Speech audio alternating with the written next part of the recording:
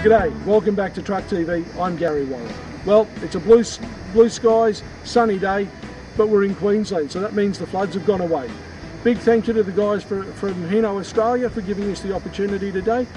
They actually set up a 616 trade ace, the one you can see behind us. We put it to good use, helping to clean up after the floods. Now we're going to give you the road test and tell you just how good it is. We'd also like to thank our friends at Redback Landscape Centre and Pacific Petroleum. Adam and Mark from Redback, you gave us the timber. You also helped us make sure we're all strapped down so we're nice, legal and safe on the road. Paul Wilson at Pacific Petroleum, thanks very much for giving us the fuel. What we're going to do now is give you a real fuel consumption test, let you know just how well this truck performs. Is it thirsty? Is it not thirsty? Look, that's enough talking from me. How about we let the truck do some talking? We'll get on the road now.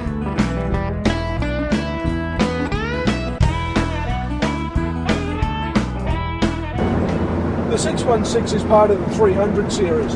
That means the cab is the proven 300 series cabin, plenty of headroom, shoulder room, leg room.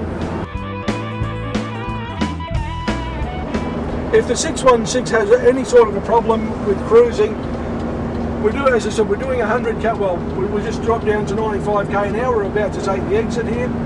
It's still running out at about 2,500 RPM, 2,600 RPM, to cruise at 100k an hour.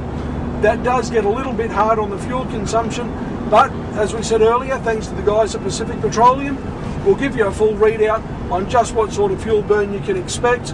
I've been pleasantly surprised so far. I think we're going to see some good numbers. Well, here we are. We've pulled up at a set of traffic lights. Very quick run through of the easy start mechanism. Foot on the brake. We heard the little beep. We've got an ES symbol comes up on the dash to tell us it's engaged. Foot off the brake. The truck holds the brake on for us.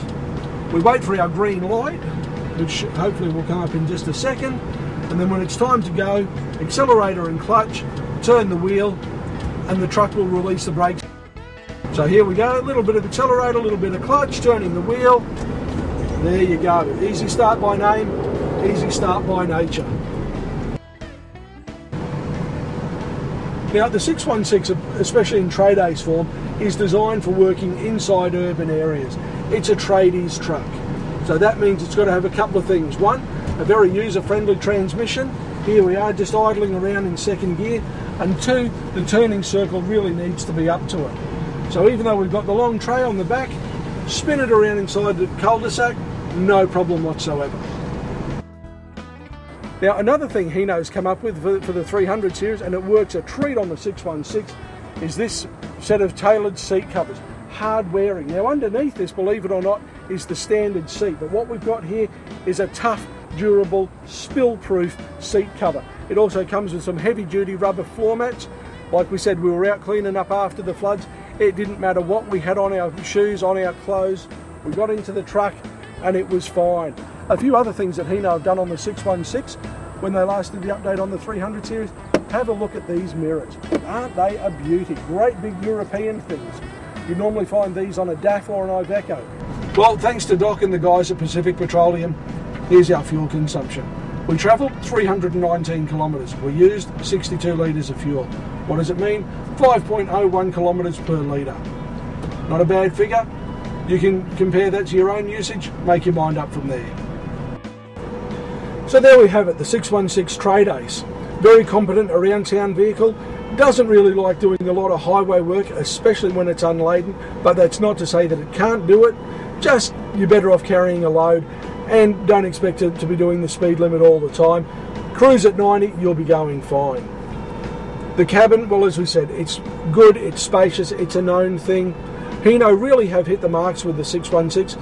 If you're in the market for a tray-back type vehicle, you can have the option of ladder racks. You've got the bull bar, give you that bit of extra protection. The tow bar's out the back there, so if you need to pull a bit of extra weight, really, it's a good thing. Factory fit, available straight out of the dealership.